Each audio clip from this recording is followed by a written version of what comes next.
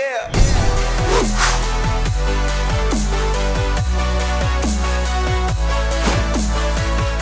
If history is any indication, things will get ugly in Happy Valley on Saturday night.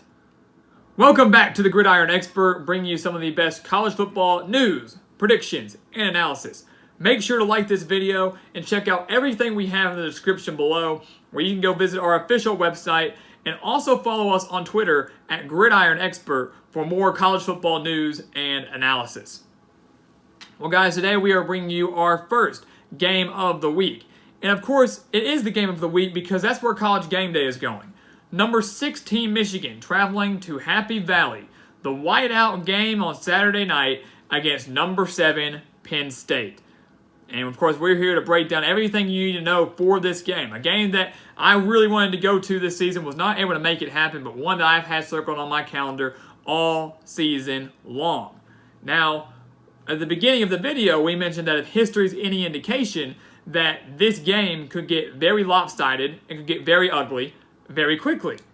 And that is because Michigan and Penn State have not had a one-possession football game since 2014, when Michigan beat Penn State 18-13. Since then, it's been ugly multiple times for both Penn State and for Michigan. In 2016, Michigan beat Penn State 49-10. In 2017, Penn State returned the favor, beating the Wolverines 42-13 in Happy Valley. And just last year in 2018, Michigan got their revenge again, winning 42-7 in Ann Arbor. So since 2016, these two squads have just bounced back and just traded blowout for blowout. Michigan killing Penn State returning the favor. Michigan in 2018. Will Penn State keep up the pattern? Will they keep up the trend in 2019 and annihilate Michigan in Happy Valley? That's what we're here to tell you.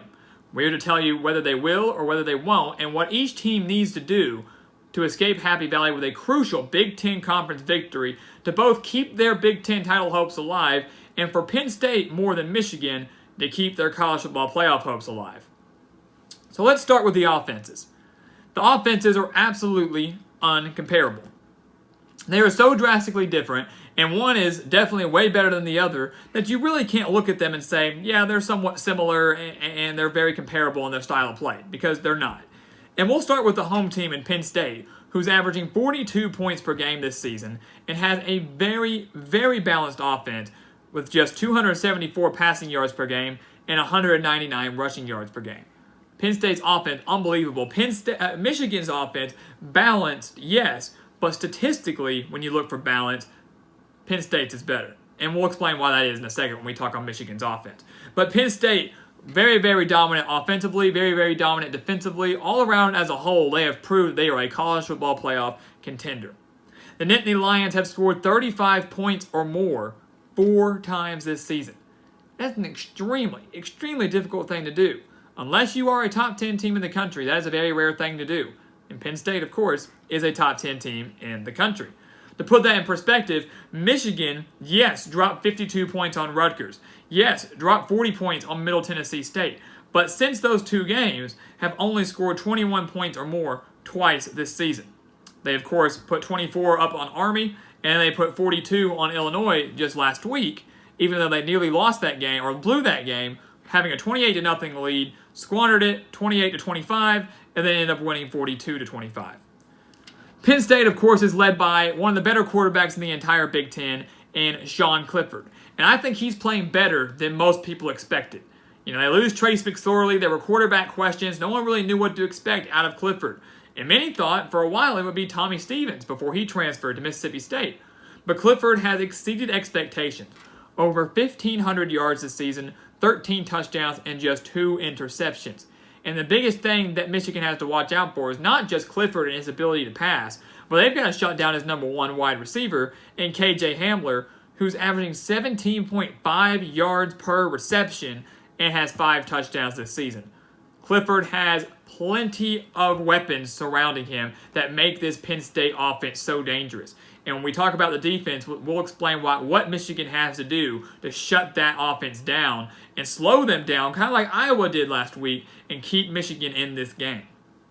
For Michigan's offense, they're averaging 30.3 points per game, which again, doesn't sound too bad, doesn't sound bad at all, until you remember those stats we just mentioned a second ago, where outside of Rutgers and Middle Tennessee, Michigan has only put up 21 points or more twice this season. Of course, against Army and Illinois, not necessarily your powerhouses.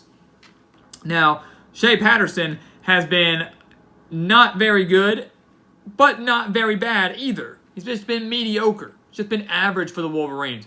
And that's really what you can say for the Wolverines offense. They haven't been one of the worst in the country. They haven't been one of the best in the country. They're just average.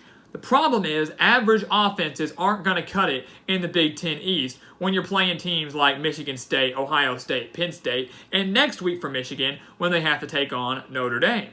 Shea Patterson's put up a little over 1,200 yards, 9 touchdowns, and just 3 interceptions. But they're averaging 231 passing yards per game, while they're also averaging 156 rushing yards per game. Balanced offense, like we said, kind of like Penn State. But those stats, to me, aren't that good. It's a balanced offense, but that's not a whole lot of passing yards in one game, guys. You take away the pass or the run, and Michigan is screwed offensively. That's fact of the matter. And like I said, they haven't had the ability, the big play ability to put up a lot of points. And if they find themselves in a shootout here against Penn State, they're going to be in some big trouble. So let's talk defense for a second. Let's talk, maybe are there any weaknesses in Penn State's defense that maybe Michigan could exploit and finally put up some points and finally break the trend of trading blowouts every single year? Well, for Penn State, it's going to be very difficult just to score on this defense. Let's put it like that. Penn State is allowing 8.2 points per game this season. Less than 10 points per game allowed this season. And keep in mind, we're entering week 8, so Penn State's played 6 games this season already? They're allowing just 205.8 passing yards per game, but 53.8 rushing yards per game. And we'll talk about that and what our keys to the game are, but that rushing statistic there, make sure you circle it, 53.8 rushing yards per game allowed, does not bode well for this Michigan offense. Now, for Michigan's defense, we mentioned that how that's kind of been their strong point. That's kind of been their strength since Jim Harbaugh has come here, like 5 or 6 years ago. That's kind of been what he's built this program on. Let's put up a pretty good defense. We'll keep games low scoring. Our offense doesn't have to be spectacular to win in close games, in the close, low scoring games.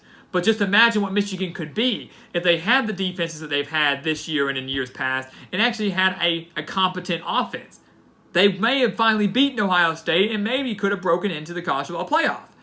But defensively this year, Michigan is allowing just 17.5 points per game. Not too bad at all.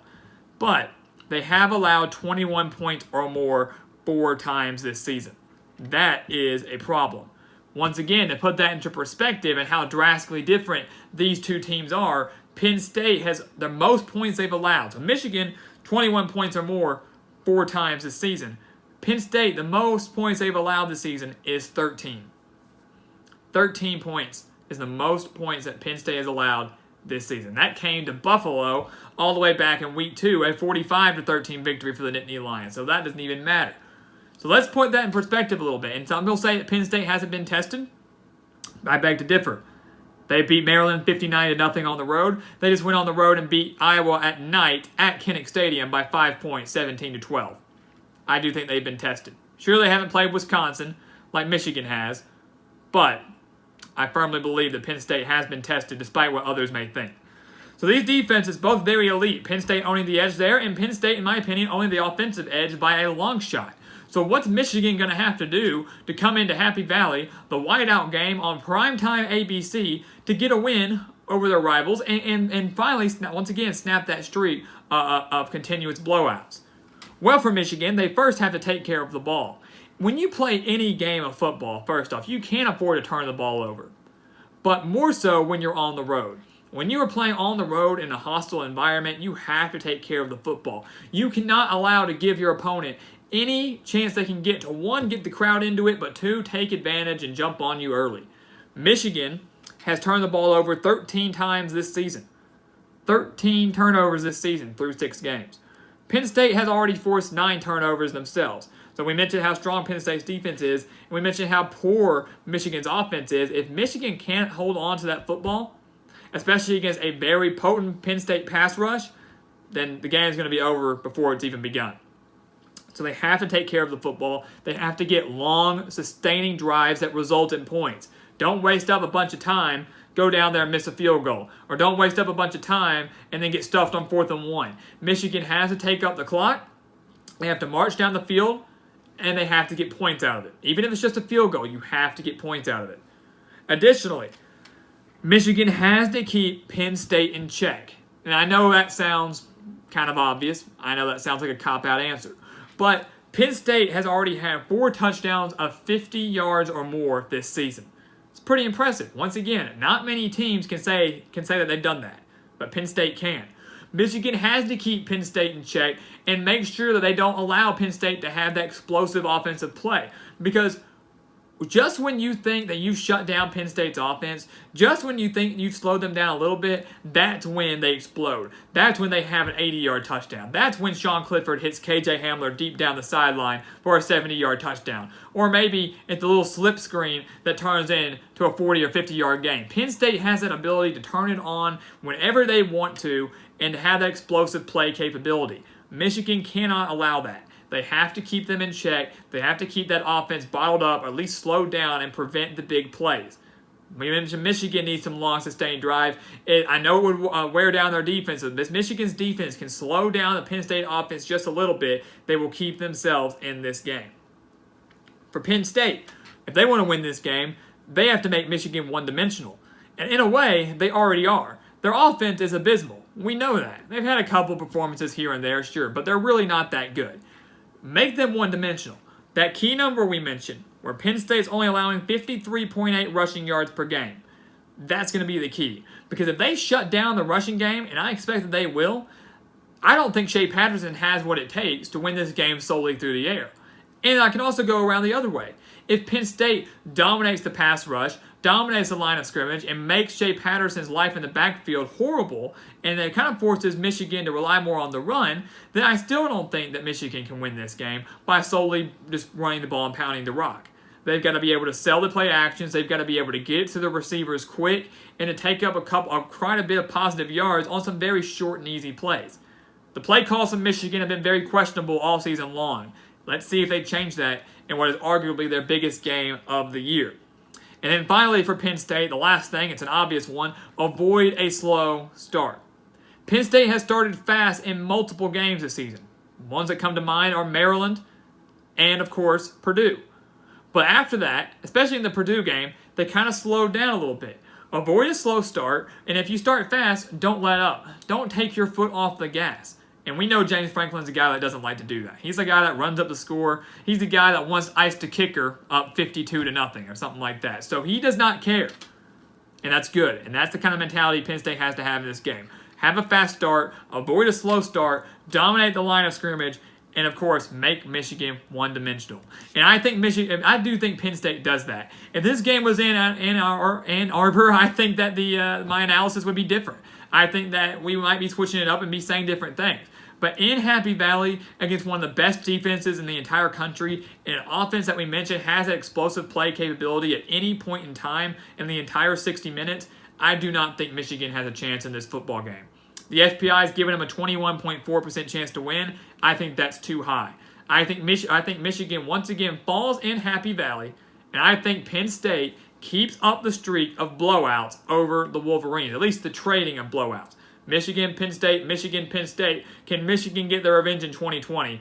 That's something that we'll talk about way down the road. But for right now, present day, Penn State takes easy care of Michigan at home with the whiteout game in Happy Valley on Saturday night.